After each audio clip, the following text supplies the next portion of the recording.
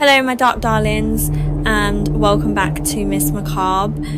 Tonight I have some chilling horror stories for you to fall asleep to. So dim the lights, get comfortable, and let the darkness pull you in. And if you enjoy late night horror, don't forget to like, subscribe, and join me again for more. Now, let's begin.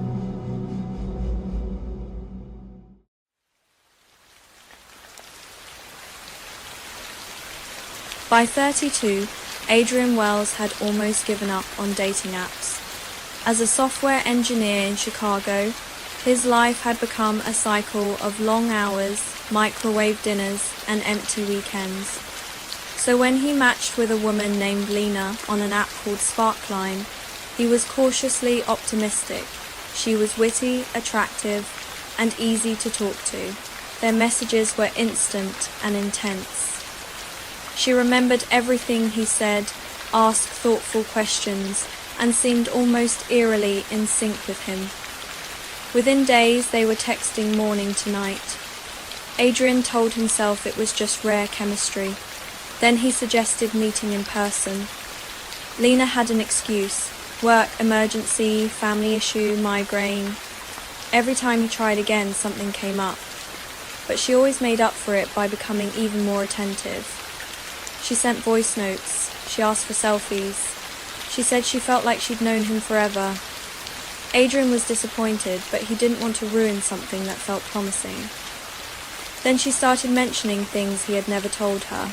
The exact barbershop he used. The fact that he sometimes forgot to lock the passenger side of his car.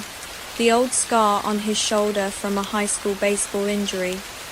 When Adrian asked how she knew that, Lena sent back a laughing emoji and wrote, "You'd be surprised what people reveal without realizing it." He stopped laughing after that. A few days later, he came home from work and found his apartment door unlocked.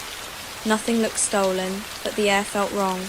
His framed college photo on the bookshelf had been turned slightly toward the couch. A kitchen cabinet he never used was open, and on his nightstand sat a printed photograph of himself sleeping in bed, taken from inside the room. On the back, in neat handwriting, were the words, "You look peaceful when you're not pretending." Adrian nearly vomited. He called the police, changed the locks, and deactivated the app.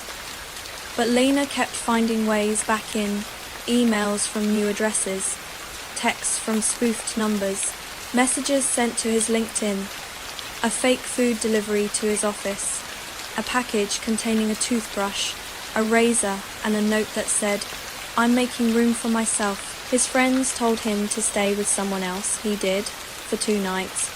On the 3rd, he returned to his apartment with a co-worker to gather more clothes. That's when they found the camera. It was hidden inside a smoke detector above the bed.